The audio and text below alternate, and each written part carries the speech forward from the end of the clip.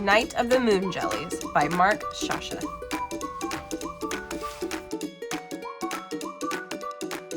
The summer I was 7, I helped out 2 days a week at Margras, a seaside hot dog stand that made the best lobster rolls in New England. It was named after the owners, my grandmother Mary and her sister Grace. One Friday morning, I woke up at Graham's and grabbed my apron on the way out the door. Along the beach, I picked up some pieces of sea glass, worn and rounded like the ocean. Then I found something that felt like jelly. I put it in a plastic bag with the sea glass, poured in some seawater, and ran the rest of the way to Margras. Graham was already there, getting the stand ready for opening. She hugged me, and a puff of flour rose from her apron. I gave her the plastic bag, and she held it up to the light. "It looks like something special in here with the sea glass, Mark." "What is it, Graham?" "It's a surprise," said Graham, "but it will have to wait until later." She gave me a kiss and put the bag near the sink. There was still a lot of work to do before opening. Graham took a big pinch of salt, stirred it into the lobster sauce, and scooped up a bit into a cup. We each took a sweet, buttery sip. Graham folded and pinned my apron to make it fit, and then put a paper hat on my head. She started to shape hamburger patties while I stacked them between sheets of wax paper. "Good morning to you two," boomed Uncle Al. He switched on the grill and sprinkled it with slices of pepper and onion. Graham started the fried clams while I checked the ketchup, mustard, and relish jars. I was also in charge of straws and napkins. Aunt Grace walked in, tying her apron, just as the first customers drove up. Cousin Raleigh appeared around the corner with a stack of umbrellas to his shoulder. I cranked them open as he dropped them into the holes in the tables, and behind us, the stand had filled. 3 lobster rolls, 2 orange sodas, burger, 3 fries, 2 chocolate shakes. Fries crackled, cheeseburgers sizzled. "More rolls," called Uncle Al. "Rushing through," Graham said, carrying a kettle of clam chowder up front.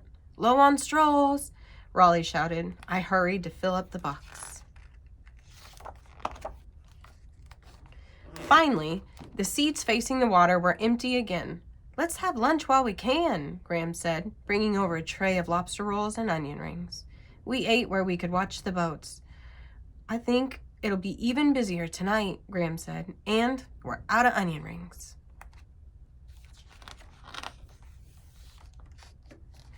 She opened a bag of onions and sliced them into loops.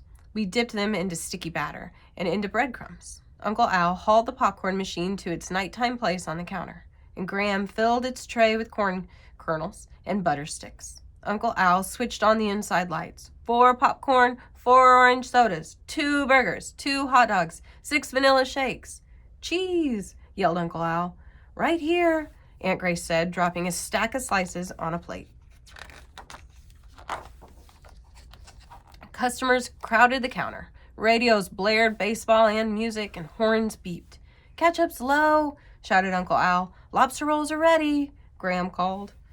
Pots clanged, the register rang. Customers waved as they drove off. I ate a cheeseburger. It was a busy, noisy night. When the last customers left, it was time to begin night chores. Uncle Al scrubbed the grill to a silvery shine. Graham washed the pots and utensils. I helped her dry them and put them away. Raleigh collected the umbrellas, and the counter workers went home. "Good night, you two," Uncle Al said as he locked the stand. He hugged us and drove off in the moonlight, leaving us with the sounds of crickets and rustling leaves. Graham handed me a sweater. "You'll need this for the surprise," she said. She started down the pier and stopped at a boat, the Periwinkle. "Welcome aboard," said a cheery voice. Tyler, a fisherman, helped us onto the boat. "There's hot chocolate inside," he said. Tyler threw the ropes onto the dock and climbed up to start the engine. The engine roared, and we headed out to the dark sea.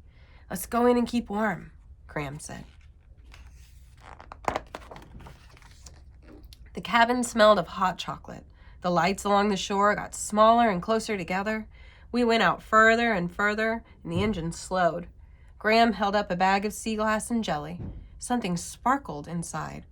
"It's a moon jelly," Graham said. I almost dropped the pot of chowder when this moon jelly flickered in the bag near the sink. The engine stopped suddenly, and Graham peered out the window. "Tyler's found the place where this belongs," she said with a smile, and I bounded out of the cabin. Thousands of moon jellies stretched along the sea in every direction. I opened the bag and poured out our moon jelly. Now it was with the others.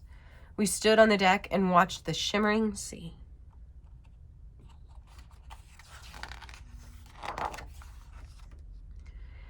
After a while, Tyler started the engine and we headed home.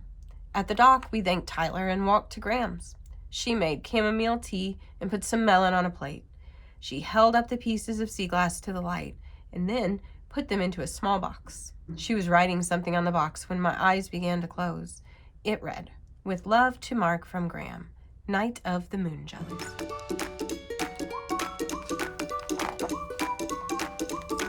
The end.